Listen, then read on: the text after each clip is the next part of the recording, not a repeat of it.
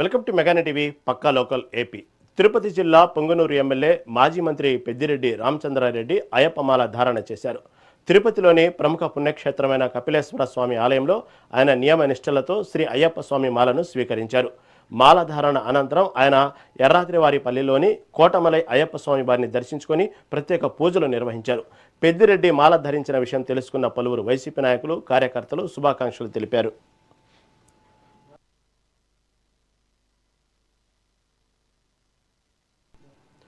తిరుపతి జిల్లా శ్రీ కాళహస్తీశ్వర స్వామి దేవస్థానంలో సామూహిక అక్షరాభ్యాస కార్యక్రమం జరిగింది.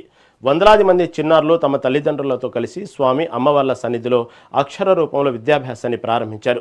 స్థానిక ఎమ్మెల్యే బొజ్జల వెంకట సుధీర్ రెడ్డి ముఖ్య అతిథిగా హాజరై చిన్నారులకు అక్షరాభ్యాసం చేయించారు. అనంతరం ద్రౌపది సమేత ధర్మరాజస్వామి వారి వార్షిక బ్రహ్మోత్సవాల గోడ పత్రికలను ఆయన ఆవిష్కరించారు. బ్రహ్మోత్సవాలను వైభవపేతంగా నిర్వహించేందుకు అన్ని ఏర్పాట్లు పూర్తి చేసినట్లు దేవస్థానం ఈవో వెంకటేశ్వర్లు తెలిపారు.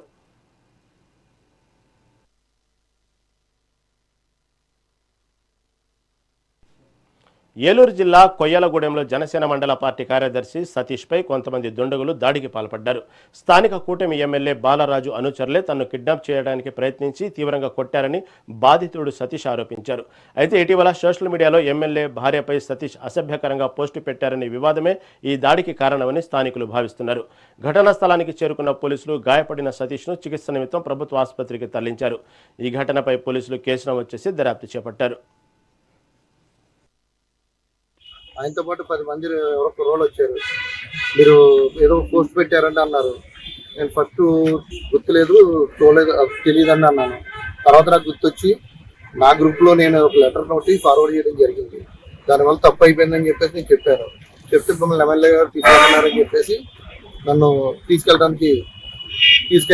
తీసుకెళ్ళి అక్కడ పేరు మొత్తంగా అలాగ శివాలయం దగ్గర రోడ్డు పక్కన మన కొత్తూరు వెళ్ళే రోడ్లో పొలంలోకి తీసుకెళ్ళేప్పుడు అక్కడ 1188 కారు ఒకటి స్విఫ్ట్ లో, అందులో నుంచి ఎవడో ఒక బక్కగా ఉన్నాడు, కేకే అంటారు పేరు, రాడు తీసి దాన్ని నా పైన చాలా దారుణంగా కొట్టడం జరిగింది. దాంతోపాటు జనం తీసి కాల్ చేస్తే నీ చుట్టూరు 20 మంది మనుషులు ఉన్నారు, నా మనుషులు 20 మంది కూడా ఈ కుటుంబాన్ని మొత్తం చంపేస్తారు అని చెప్పేసి అతను నన్ను వార్నింగ్ ఇవ్వడం జరిగింది. చాలాసేపు ఊళ్ళో నన్ను ఇక్కడ తీసుకొచ్చి కూడా అప్పటికి గంటసేపు అవుతుంది. నేను ఓపికగా తిరుగుతున్నాను, ఏం చేస్తారని చెప్పి తిరుగుతున్నాను. చివరికి పోలీస్ స్టేషన్ తీసుకొచ్చిన తర్వాత ఎలాగ మనం ప్రొటెక్షన్ లోకి వచ్చారు కదా అని చెప్పి నేనే డైరెక్ట్ ఎస్ఐ గారి దగ్గరికి వెళ్ళి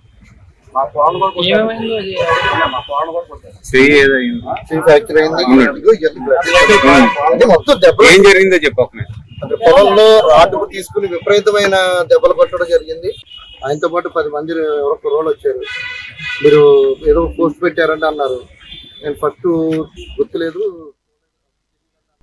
తిరుమల శ్రీవారిని పలువురు సినీ ప్రముఖులు దర్శించుకున్నారు. స్వామివారి నైవేద్య విరామ సమయంలో ప్రముఖ సినీ నటుడు విక్రమ్ ప్రభు, అలాగే ప్రముఖ యాంకర్ శ్రీముఖి వేరువేరుగా తన కుటుంబ సభ్యులతో కలిసి శ్రీవారిని దర్శించుకుని మొక్కులు చెల్లించుకున్నారు. ఆలయానికి వచ్చిన వీరికి టీటీడీ అధికారులు దగ్గరుండి దర్శన ఏర్పాట్లు చేసి రంగనాయకుల మండపంలో స్వామివారి తీర్థ ప్రసాదాలను అందజేశారు.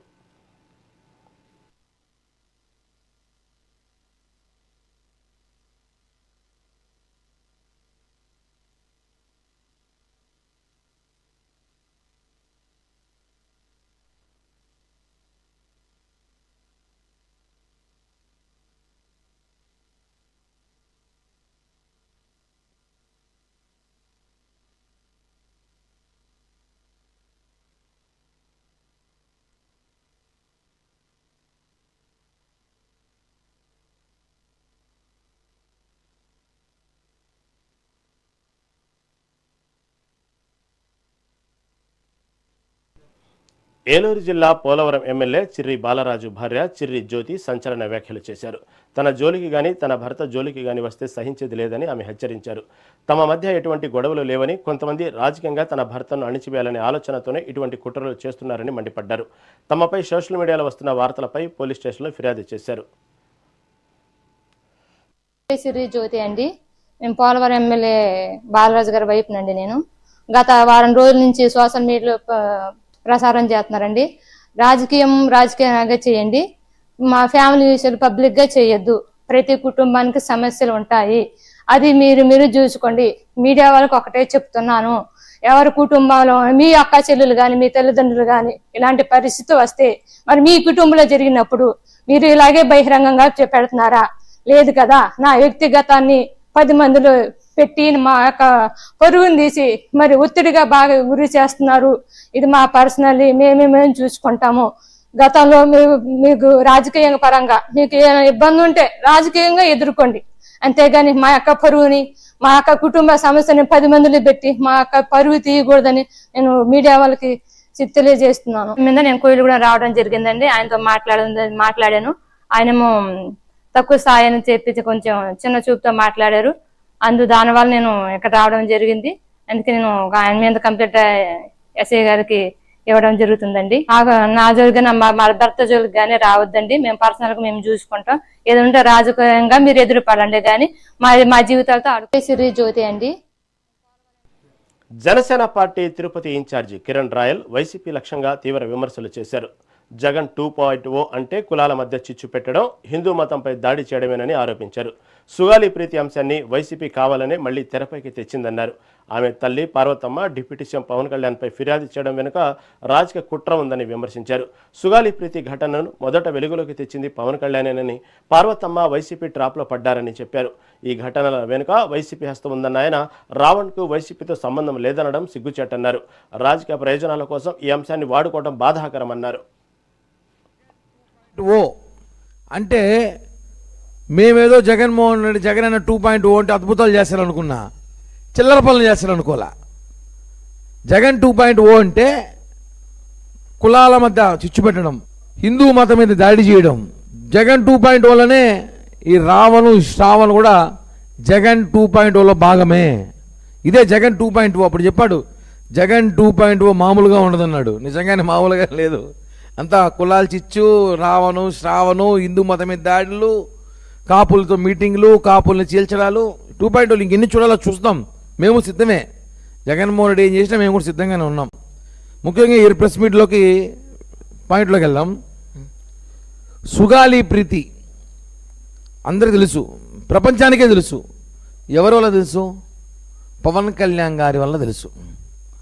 వాళ్ళ తల్లే చెప్పింది, నా కూతురు విషయం మా పక్కన అక్కని తప్ప ఎవ్వరికి తెలియని ఒక మా బాధని ప్రపంచానికి చూపించిన వ్యక్తి పవన్ కళ్యాణ్ గారు. పవన్ కళ్యాణ్ గారు చొరవతో చల్లా చేయని ఒక అడ్వకేట్కి పవన్ కళ్యాణ్ గారు ఈ కేసుని అప్పగిచ్చారని చెప్పి కృతజ్ఞతలు చెప్పిన ఆవిడ ఈరోజు ఆయన మాటలు మనం చూస్తున్నాం. ఇంత దారుణమా? బాధేస్తుంది. ఈరోజు ఆయన మాటలు చూస్తుంటే పార్వతమ్మ గారు ఒకటి అడుగుతా, ఆ రోజు నీ ఒక బిడ్డ కోసం, నీ కూతురు కోసం లక్షలాది మంది జన సైనికులు ఆ రోజు కర్నూలు రోడ్డుపైకి వచ్చారు. మీకు తెలుసా? ఒక విషయం చెప్తున్నాను, చాలామంది తెలుసు. ఈరోజు సుగాలి ప్రీతి తల్లి గారు తెలుసుకోవాల్సిన విషయం, ముఖ్యమైన విషయం చెప్తున్నా. అమ్మ పార్వతమ్మ, ఈరోజు ఆ రోజు మీ మీటింగ్ వచ్చినప్పుడు తిరిగి వెళ్ళేటప్పుడు 23 మందికి గాయాలైనాయి, 7 మందికి కాళ్ళు ఇరిగినాయి, 4 హాస్పిటల్ అడ్మిట్ అయిన సివియర్గా ఉండి. వాళ్ళందరూ ఒక తల్లి బిడ్డలే కదా. ఎందుకు వచ్చాం మేమందరము? నీ కూతురు కోసమే వచ్చాం. సుగాలి ప్రీతికి న్యాయం జరగాలని పవన్ కళ్యాణ్ గారి పిలుపు మేరకు మేమందరం కూడా ఆ రోజు లక్షలాది మంది జనం 2 తెలుగు రాష్ట్రాల నుంచి కర్నూలు బహిరంగ సభకి మా డీజిల్, మా పెట్రోలు, మా భోజనాలు, మా మంచి, మా చెడ్డ మేము చూసుకొని, మా అనుచరులు వేసుకొని మేము అక్కడ మీ కూతురు కోసం వస్తే ఈరోజు నువ్వు పవన్ కళ్యాణ్. కర్నూలు జిల్లా ఆదోని పట్టణంలో ఇండియన్ గ్యాస్ ఏజెన్సీ నిర్లక్ష్య వైఖరిపై వినియోగదారులు ఆగ్రహం వ్యక్తం చేస్తున్నారు. గ్యాస్ బుక్ చేసినప్పటికీ 10 నుండి 15 రోజులైనా సిలిండర్లు సరఫరా కాకపోవడంతో అత్యవసర పరిస్థితుల్లో తీవ్ర ఇబ్బందులు పడుతున్నామని ఆవేదన వ్యక్తం చేశారు. బుకింగ్ సమయంలో వచ్చే ఓటీపీ వివరాలను అడ్డం పెట్టుకుని కొందరు అక్రమార్కులు పాల్పడుతున్నారని స్థానికులు ఆరోపిస్తున్నారు. సిలిండర్లను బ్లాక్ మార్కెట్లో ఎక్కువ ధరలకు విక్రయిస్తున్నారనే అనుమానాలు వ్యక్తమవుతున్నాయి. ఇప్పటికైనా సంబంధిత పౌర సరఫరాల అధికారులు వెంటనే స్పందించి ఈ వ్యవహారంపై సమగ్ర విచారణ జరిపి చర్యలు తీసుకోవాలని ప్రజలు డిమాండ్ చేస్తున్నారు.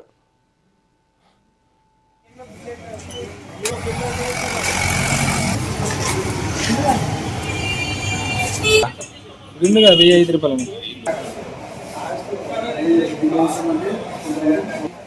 4 గంటలకు పోవాలి.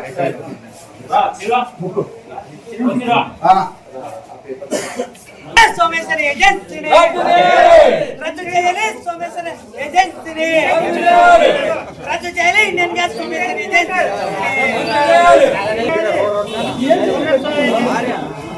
ఏమన్నా మరి బిల్లు లేకుండా ఇంకా ఆఫీస్ సైడ్ ఫోన్ చేయి. అదే అడుగుతున్నా, మీరు బయటకు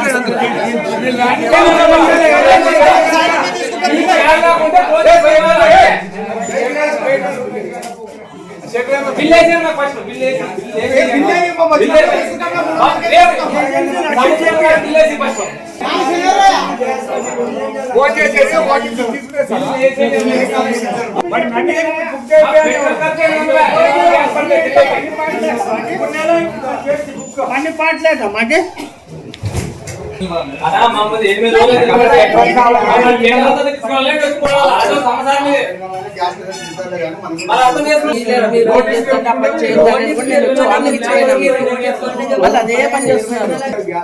నాది కప్టి విలేజ్ ఆదోని మండలం. ఈ గ్యాస్ ఓటీపీ చెప్పించుకున్నారు కానీ ఫోన్ చేసి రెస్పాన్స్ వేయటం లేదు. ఇది డెలివరీ అని చూపిస్తుంది.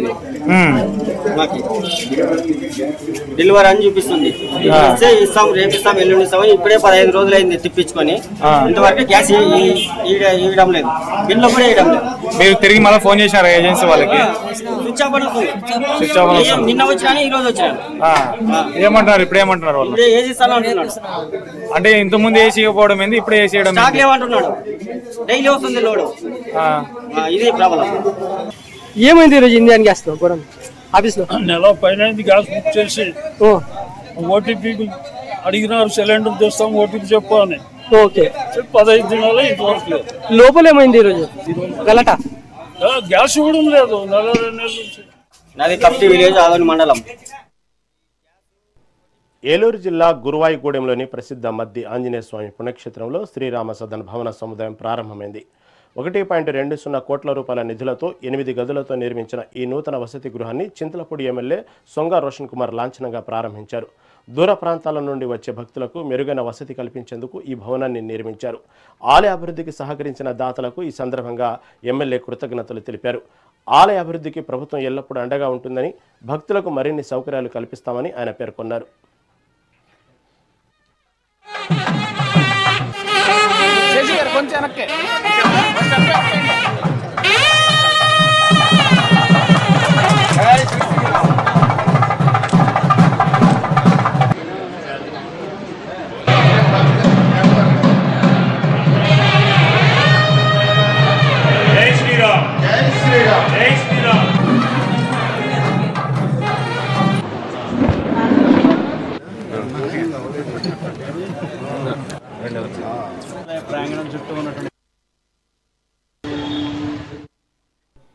నెల్లూరు జిల్లా కావలిలోని మాగుంట పార్వతమ్మ ట్రంక్ రోడ్డులో 35 కోట్ల రూపాయలతో చేపట్టనున్న రోడ్డు విస్తరణ పనులకు ఎమ్మెల్యే దగ్గుమాటి వెంకటకృష్ణారెడ్డి శంకుస్థాపన చేశారు.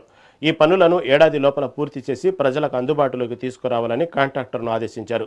ఈ సందర్భంగా పట్టణంలోని 40 వార్డుల్లో జరుగుతున్న అభివృద్ధి కార్యక్రమాలను ఎమ్మెల్యే వివరించారు. రాబోయే ఆగస్టు 15 నాటికి మందాడి చెరువు అభివృద్ధి, వెంకటేశ్వర థియేటర్ రోడ్డు విస్తరణ పనులను ప్రారంభిస్తున్నట్లు ఆయన వెల్లడించారు.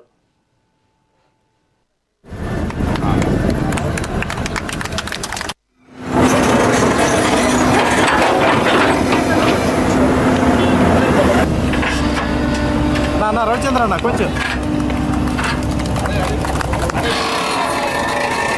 కీర్తివంతులు చచ్చిపోతే జీవితాంతం గుర్తుంటారు. ఈ దేశానికి స్వతంత్రం తెచ్చిన గాంధీ గుర్తున్నాడు. ఈ దేశానికి భూములు అందించిన వినోబా భావే గుర్తున్నాడు. కానీ కోటీశ్వరుడైన చచ్చితే ఎవడో కూడా మనకు తెలియదు. కాబట్టి కీర్తి కోసం బతకాలి, త్యాగం కోసం బతకాలి, ఉండూరు కోసం బతకాలి. పోతూ ఏమి ఎత్తుకోపోయేది లేదు కీర్తి తప్ప.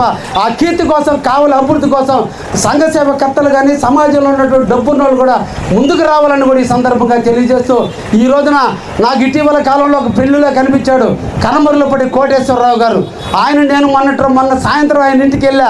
అన్న మీ ఇంటికి వస్తున్నానన్న. ఆయన రండి అన్నాడు. నేను చావల రామకృష్ణని తీసుకొని వెళ్ళి మా కావలికి ఒక టౌన్ హాల్ కావాలి, నెల్లూరులో రేపాల లక్ష్మీ నర్సారెడ్డి టౌన్ హాల్ ఉందన్న. అటువంటి టౌన్ హాల్ ఉంటే మీరు జీవితాంతం మనం మహా బతికితే 100 ఏళ్ళు బతుకుతాం, కానీ జీవితాంతం గుర్తుండాలంటే అటువంటి టౌన్ హాల్ నిర్మించమంటే ఇమ్మీడియట్ 2.5 కోట్ల రూపాయలు ఆయన ఇస్తానని ముందుకు వచ్చాడు. ఆయన ఇప్పుడు నాకు ఫోన్ చేస్తున్నాడు, ఇంకా డిపిఆర్ ఎత్తుకొని రాలేదు, నువ్వు హైదరాబాద్ వస్తే ఇమ్మీడియట్ కలు నిధులు ఎప్పుడు శంకుస్థాపన చేద్దామని. కడప జిల్లా సమగ్ర అభివృద్ధి కోసం సిపిఐ ఆధ్వర్యంలో ఉద్యమ కార్యాచరణ చేపట్టనున్నట్లు ఆ పార్టీ జిల్లా కార్యదర్శి గాలి చంద్ర తెలిపారు. పోరుమామిళ్లలో నిర్వహించిన సమావేశంలో ఆయన పాల్గొన్నారు. ఈ సందర్భంగా కడప ఉక్కు పరిశ్రమ ఏర్పాటు, జిల్లా అభివృద్ధిపై కేంద్ర రాష్ట్ర ప్రభుత్వాల నిర్లక్ష్యం వహిస్తున్నాయని విమర్శించారు. కేంద్రంలోని ఎన్డీఏ ప్రభుత్వం ఉపాధి, ఉద్యోగాల కల్పనలో ఇచ్చిన హామీలను అమలు చేయలేదని ఆరోపించారు. దేశంలో పెరుగుతున్న నిరుద్యోగం, పేదరికంపై సిపిఐ ఆధ్వర్యంలో ఆందోళనలు చేపడుతున్నామన్నారు. ఇందులో భాగంగానే ఈ నెల 18 నుంచి 20 వరకు బద్వేల్లో రాజకీయ సైద్ధాంతిక శిక్షణా తరగతులు నిర్వహిస్తున్నట్లు వెల్లడించారు.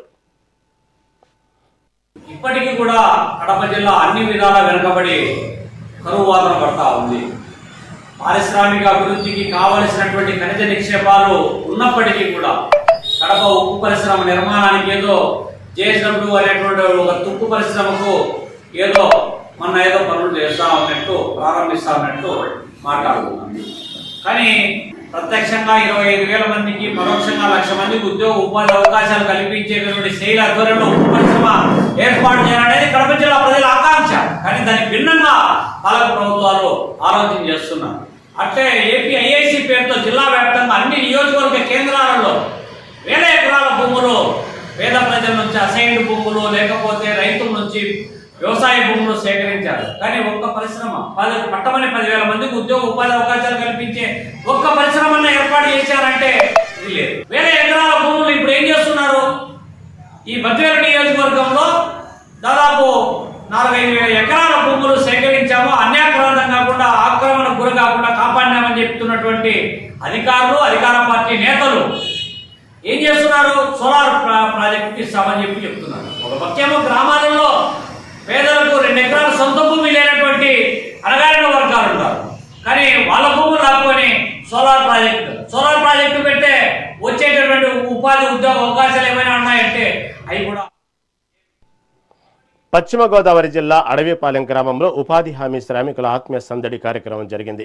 పేదల సేవే మా సేవ పిలుపుల భాగంగా యలమంచిలి మండలంలో శ్రామికుల శ్రమను గౌరవిస్తూ ఆత్మీయ భోజనాల కార్యక్రమాన్ని నిర్వహించారు. ఈ సందర్భంగా మహిళా శ్రామికులు ఆటపాటలతో ఉత్సాహంగా సందడి చేశారు. ఈ వేడుకల్లో పాల్గొన్న మంత్రి నిమ్మల రామానాయుడు ఆటలను తిలగించి విజేతలకు బహుమతులు, లక్కీ డిప్ ద్వారా మహిళలకు చీరలు అందజేశారు. శ్రామికుల శ్రమకు గౌరవం ఇవ్వాలనే ఉద్దేశంతోనే గ్రామాన ఇటువంటి కార్యక్రమాలను నిర్వహిస్తున్నట్లు మంత్రి తెలిపారు. మజ్జిగతోటే సరిపెట్టకుండా గ్రామీణ ప్రాంతంలో మీరు ఉదయం లేచిన దగ్గర నుంచి రాత్రి పడుకునేంత వరకు పని చేస్తూనే శ్రమిస్తూనే ఉంటారు. ఇక్కడ ఉపాధి హామీ పనికొచ్చి ఇక్కడ పని చేసుకోవాలి, మళ్ళీ ఇంటికి వెళ్ళిన తర్వాత ఇంటి పని, వంట పని, పిల్లల పని, మళ్ళీ స్కూల్స్కి పిల్లలకి క్యారేజీలు సర్దడం, అన్ని రకాలైన పనులతోటి సతమతం అవుతూ ఉన్నటువంటి పరిస్థితి మా మహిళా సోదరిమణులు చూస్తూ ఉంటాం. అందుకే కనీసం సంవత్సరానికి ఒక్కసారైనా సరదాగా, హాయిగా, ఆనందంగా, ఒక పిక్నిక్ మాదిరిగా, ఒక ఐక్యతతో మీరందరూ కూడా సరదాగా ఎంజాయ్ చేయాలి, ఒక యాక్టివ్నెస్ మనలో అందరిలో కూడా కలుగుతుంది అనే ఉద్దేశంతో ఇవాళ మంచి ఆత్మీయ విందు ప్రతి గ్రామంలోనే ఏర్పాటు చేయమని చెప్పడం జరిగింది. ఆ రకంగానే ఈరోజు మన గ్రామంలో కూడా ఒక ఆత్మీయ విందు, ఇప్పుడే మంచి ఆటల పోటీలు కూడా మా వాళ్ళు కూడా చాలా బాగా అరేంజ్ చేశారు. తిరుపతి రూరల్ పోలీస్ స్టేషన్ పరిధిలోని ఓటేరు దారిలో దారుణం జరిగింది. మద్యం మత్తులో జరిగిన గొడవలో ఓ వ్యక్తిని బండరాళ్లతో కొట్టి చంపినట్లు పోలీసులు ప్రాథమికంగా నిర్ధారించారు. మృతుడిని ఆదోని జిల్లాకు చెందిన కూలీ మేస్త్రి శ్రీనివాసులుగా గుర్తించారు. మృతుడు గత 3 ఏళ్లుగా కుటుంబంతో కలిసి ఓటేరులో నివసిస్తున్నారు. సమాచారం అందుకున్న పోలీసులు ఘటనా స్థలాన్ని పరిశీలించి క్లూస్ టీం ద్వారా ఆధారాలు సేకరించారు. మృతదేహాన్ని పోస్టుమార్టం నిమిత్తం ఆసుపత్రికి తరలించారు. ఈ ఘటనపై కేసు నమోదు చేసి విచారణ చేపట్టారు.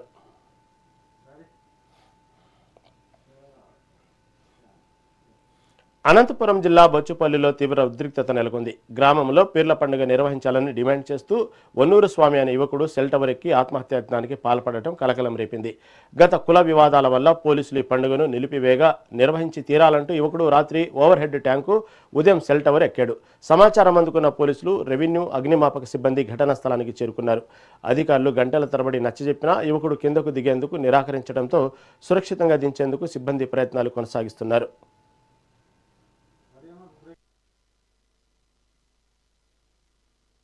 రావణ్ వ్యవహారంపై మాజీ మంత్రి కొడాలి నాని తీవ్రంగా స్పందించారు. కమ్మ వ్యక్తి అయిన రావణ్ను టీడీపీ ఎల్లో మీడియా కావాలనే దళితుడిగా, క్రిస్టియన్గా మార్చాయని విమర్శించారు. జనసైనికులు పెట్టిన కేసులో రావణ్కు చంద్రబాబే బెయిల్ ఇప్పించారని ఆరోపించారు. రావణ్ జగన్తో పాటు పవన్ను తిడతానని, కానీ లోకేష్ చంద్రబాబులకు ఒక్క మాట కూడా అనడని పేర్కొన్నారు. చిన్న పోస్టులకే అరెస్టులు చేసే టీడీపీ రావణ్ను ఎందుకు వదిలేసిందని ప్రశ్నించిన నాని, చంద్రబాబును నమ్ముకుంటే జనసేన మనుగడం ఖాయమని హెచ్చరించారు. అతని పేరు జోసఫ్ అని మార్చారు. అతను కమ్మ అని చెబుతున్నాడు, కాదు అతను దళిత్ అని చెబుతున్నారు వీళ్ళు. అతను నేను క్రిస్టియన్ కాదురా బాబు అన్నారు, కాదు నువ్వు క్రిస్టియన్ అంటారు. దేనికి ఇదంతా ఎందుకు? అతని పేరు ఎందుకు మార్చారు? అతని కులం ఎందుకు మార్చారు? అతని మతం ఎందుకు మార్చారు? అతను 4 పోలీస్ స్టేషన్లో బెయిల్ ఇప్పించింది ఎవరు? మేమా?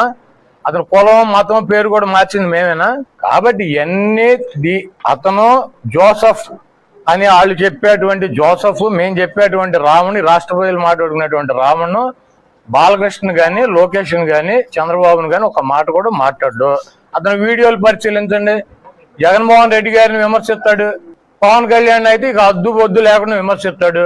ఇప్పుడు అతని మీద నక్సల్స్ వ్యతిరేకంగా, నక్సల్స్ కి అనుకూలంగా ఉన్నాడని కేసు పెట్టానని చెబుతున్నారు. ఇతను నక్సల్కి అనుకూలంగా ఎప్పుడు చెప్పాడు? వాళ్ళు చెప్పాడు, నిన్న చెప్పాడు, మొన్న చెప్పాడా? సంవత్సరం అయింది. అప్పటి నుంచి ఈ ప్రభుత్వం ఏం చేస్తాను, గుడ్డుగూరాలకు పొడుతూ ఉంటుందా? హిందూ మతంలో ఉన్నటువంటి అతని పేరేంటి, మనోహర్ దాసుని ఇతను ఎప్పటి నుంచి తిట్టుకుంటున్నారు? 2 సంవత్సరాల నుంచి తిట్టుకుంటున్నారు. అప్పటి నుంచి ఏం చేస్తుంది ఈ ప్రభుత్వం, గుడ్డుగూరాలకు పొడుతూ ఉంటుందా? పవన్ కళ్యాణ్ పట్టుకొచ్చి 4 స్టేషన్లు తిప్పి 5వ స్టేషన్లో ఉప్మా కేసు పెట్టేదాకా ఈ తెలుగుదేశం ప్రభుత్వం ఎందుకు పెట్టలా? అతను అంత ద్రోహి అయితే తెలుగుదేశం పార్టీ మరి అందరి మీద, చిన్న వాళ్ళ మీద, సోషల్ మీడియాలో పనిచేసే వాళ్ళ మీద కేసులు పెడతాగా, మరి వీళ్ళు ఎందుకు పెట్టలా? తెలుగుదేశం పార్టీ ఇన్వాల్వ్మెంట్ లేకుండా 4 చోట్ల బెయిల్ వస్తుంది అతనికి. జగన్మోహన్ రెడ్డి గారు ఇప్పించాడు బెయిల్. అయినా ఆయన పట్టు వాళ్ళని విక్రమార్కులకు ఉపమా చట్టం పెట్టాడు. ఇక సర్లే సావని అని వదిలేసి కులం, మతం, పేరు అన్ని మార్చి మా మీదకు తోలేరు. ఇక్కడ వైఎస్ఆర్ కాంగ్రెస్ పార్టీకి మాకు ఎటువంటి నష్టం లేదు. చంద్రబాబు నాయుడిని నమ్ముకుని ఇట్టాకి వెళ్తే మునిగేది జనసేన, మాకేం ప్రాబ్లం లేదు. ఇదే ప్రత్యక్ష ఉదాహరణ. ఆయన సెక్షన్లు ప్రెస్ మీట్ పెట్టి 5-6 సెక్షన్లు చెప్పి, సెక్షన్ ప్రకారం శిక్షలు పడితే ఒళ్ళు దగ్గర పెట్టుకుని ఉండమని చెబితే ఈయన చెప్పిన 6 గంటల్లో పిఠాపురంలో బెయిల్ వచ్చేసింది. అతను రామన్, అతని పేరు జోసఫ్ అని. అన్నమయ్య జిల్లా రాయచోటిలో ఎస్ఆర్ ప్రక్రియ గడువు పొడిగించాలని సిపిఐ కార్యదర్శి శ్రీనివాసులు డిమాండ్ చేశారు. సాంకేతిక సమస్యలు, అవగాహన లోపంతో గ్రామీణ ప్రాంతాల పేదలు, రైతులు, వృద్ధులు ఇంకా నమోదు చేసుకోలేకపోయారని చెప్పారు. ఇటువంటి పరిస్థితుల్లో గడువు ముగిస్తే వేలాది మంది హక్కులు కోల్పోతారని ఆందోళన వ్యక్తం చేశారు. గడువును మరో 4 రోజులు పొడిగించి గ్రామాల్లో ప్రత్యేక శిబిరాలు ఏర్పాటు చేయాలన్నారు. లేని పక్షంలో సిపిఐ ఆధ్వర్యంలో పెద్ద ఎత్తున ఆందోళనలు చేపడతామని హెచ్చరించారు. కులం, మతం భేదం లేకుండా ప్రతి ఒక్కరు కూడా ఓటు వజ్రాయం లాంటిదని చెప్పి చెప్తా ఒక పక్క చాలా సంవత్సరాలుగా మనం అందరూ కూడా ఎట్టబడితే అట్లా ఎన్రోల్ చేసి ఓట్లన్నీ కూడా నమోదు చేశారు. మరి ఆ చేసినటువంటి ఓట్లు ఇప్పుడు వాళ్ళకి అన్ని రకాలుగా అన్ని అర్హతలు ఉన్న వాళ్ళందరూ కూడా ఓట్లు కోల్పోయేటువంటి ప్రమాదం నెలకొంటా ఉంది. కాబట్టి మీరు ఇచ్చిన గడువుతో దాదాపు 1000 మంది వాళ్ళ ఓట్లు లేకుండా పోయేటువంటి పరిస్థితి దాపరిస్తూ ఉంది. కాబట్టి ఎస్ఐఆర్ గడువును దాదాపు 2 మాసాలకు పెంచాలా. అదేవిధంగా ఎస్ఐఆర్కు సంబంధించి సాంకేతిక లోపాలు, రకరకాల ఇబ్బందులతో ఇప్పుడే ప్రజలు ఇబ్బందులు పడతా ఉన్నారు. దాంటిది అధిగమించి 2 మాసాలు పెంచి గ్రామీణ ప్రాంతాలలో ఎస్ఐఆర్ పైన సదస్సులు ఏర్పాటు చేసి, గ్రామ సభలు ఏర్పాటు చేసి పెద్ద సంఖ్యలో ఏ ఒక్క పేదవాళ్ళు ఎవరు కూడా మిస్ కాకుండా అందరిని కూడా ఎన్రోల్ చేసే విధంగా ఈ యొక్క ప్రభుత్వం ఏదైతే ఎన్నికల కమిషన్ చొరవ చేయాలని చెప్పి భారత కమ్యూనిస్టు పార్టీగా డిమాండ్ చేస్తున్నాం. అలా కాకుండా మీరు అదే డేట్ ఇచ్చేసి 14 అంతా చేసేస్తే దాదాపు చాలా మంది ఓటర్లుగా పోయేటువంటి పరిస్థితి ఉంది. ఆనాడు రాజరికంలో ఉన్నటువంటి జమీందారులు, పెత్తందారులకే ఓట్లు ఉండేది, పేదలకు ఉండకుండా పోయే పరిస్థితులు. మనం ప్రజాస్వామ్య దేశంలో ఉన్నాము కాబట్టి ఖచ్చితంగా అర్హత ఉన్న ప్రతి పౌరుడికి ఓటు హక్కు వజ్రాయుధం లాంటిది. కాబట్టి ఖచ్చితంగా ప్రతి ఒక్కరు కూడా ఓటు హక్కు అనేది ఖచ్చితంగా ఎవరు మిస్ కాకుండా ఉండాలంటే దాదాపు 2 మాసాలకు పెంచి ఖచ్చితంగా ప్రతి ఒక్కరు కూడా ఎన్రోల్ అయ్యే విధంగా అధికార యంత్రాంగం కూడా పనిచేయాలని చెప్పి భారత కమ్యూనిస్ట్ పార్టీ సిపిఐగా డిమాండ్ చేస్తా ఉన్నాం. రైట్, ఇవి ఇప్పటి వరకు నా పక్కా లోకల్ అప్డేట్స్. చూస్తూనే ఉండండి మెగా 9 టీవీ.